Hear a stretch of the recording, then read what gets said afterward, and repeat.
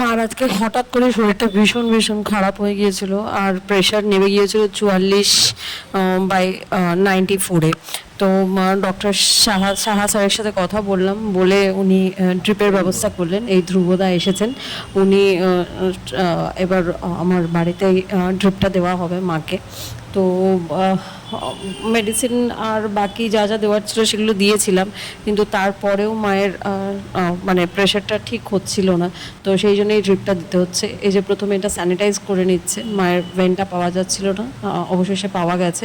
এবং তারপরে এই যে এবার এই বড় সুচটা ঢোকানো হচ্ছে ভেনটা পাওয়ার পরে। এই দেখো, বাপরে, দেখেই তো ভয় লাগছে, সিরিয়াসলি দেখেই ভীষণ ভয় লাগছে। আর এই যে এবার দেখো ঢোকাচ্ছে। সুচটা দেখেই তো মানুষের ভয় লাগবে, আর সত্যি আমার এগুলো তো ভীষণ ভয় লাগে, আর আমার মায়ের জন্য খুব কষ্ট হচ্ছে।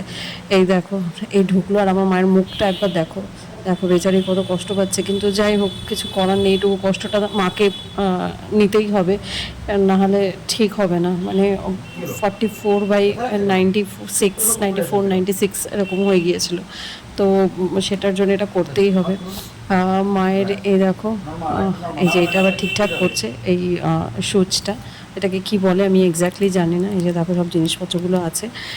তো এখান থেকে চ্যানেল, এক্স্যাক্ট ওয়ার্ডটা হচ্ছে চ্যানেলটা তৈরি হয়ে গেল। এই যে চ্যানেলটা তৈরি হয়ে গেলো, বড়ো সুচটা এবার বার করে নিল।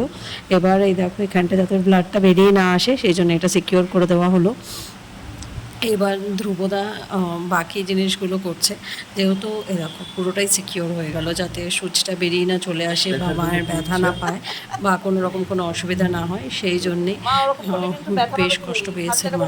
এইটা তো করার জন্য বেশ কষ্ট পায়। দেখো মাকে আমি এখানে বকা দিচ্ছি, মা হাতটা ধরে ধরে দেখতে চাইছিল।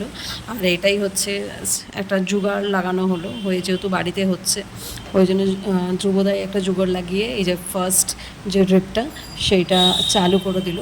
সেটা শুরু হয়ে গেল ফার্স্ট ট্রিপ। আর এখানে একটা কোনো মেডিসিনও দিল, কোনো মাল্টিভিটামিন বা কোনো কিছু, সেইটা ইনজেক্ট করে দিল। আর এই দেখো, এইটা ফার্স্ট ড্রিপটা হয়ে গেছে, এই সেকেন্ড ড্রিপ, আর তার মেডিসিনটাও দিয়ে দিল।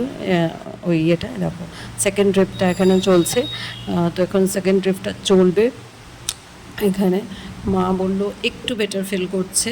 আর এখন দেখো রাত্রির 11:15 বাজে, আর এই সময় মায়ের থার্ড ড্রিপটা শুরু হলো। মা এর মধ্যেই ডিনার করে নিয়েছে, আর এটাও চলবে সকাল 7টা পর্যন্ত।